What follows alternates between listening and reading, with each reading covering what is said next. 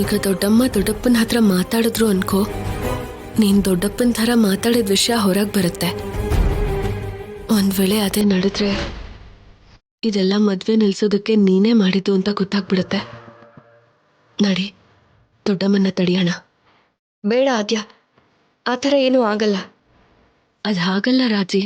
ಅಮ್ಮ ಅಪ್ಪನ ಜೊತೆ ಮಾತಾಡೋಕ್ಕೆ ನಾನು ಹೀಗೆ ಪ್ಲ್ಯಾನ್ ಮಾಡಿದ್ದು.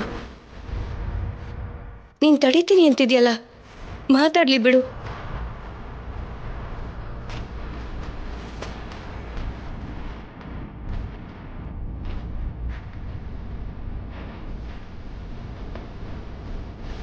ರಾಜಿ, ಏನೂ ಆಗಲ್ಲ ಆದ್ಯ, ನೀನು ನೋಡ್ತಾ ಇರು.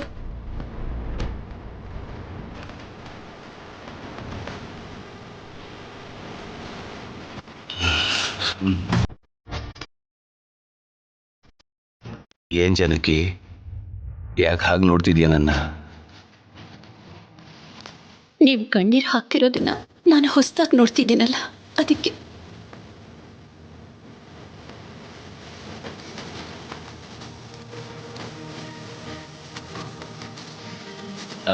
ಅದ ಇದು ಕಣ್ಣೀರಲ್ಲ ಜಾನಕಿ, ಕಣ್ಣಲ್ಲೇನೋ ಬಿತ್ತು, ಅದಕ್ಕೆ.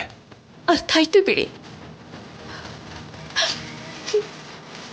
ಅಲ್ಲ, ನೀನ್ ಯಾಕೆ ಕಳ್ತಿದ್ಯಾ ಈಗ?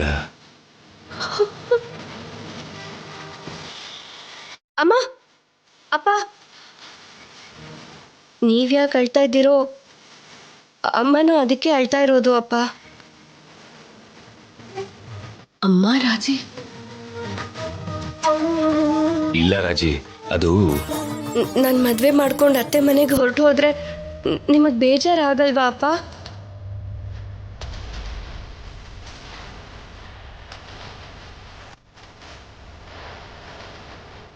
ಯಾಕಾಗಲ್ಲಮ್ಮ,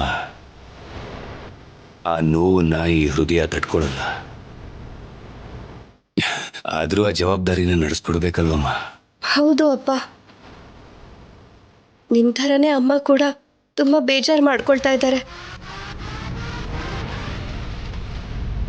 ಮದುವೆ ಮಾಡ್ಕೊಂಡು ನಾನು ಹೊರಟೋದ್ರೆ ಈ ಮನೆ ಖಾಲಿ ಆಗೋಗುತ್ತೆ ಅಂತ ನೋಡು, ಅಮ್ಮನೂ ಹೇಗೆ ಚಿಕ್ಕ ಮಗು ಥರ ಅಳ್ತಿದ್ದಾಳು.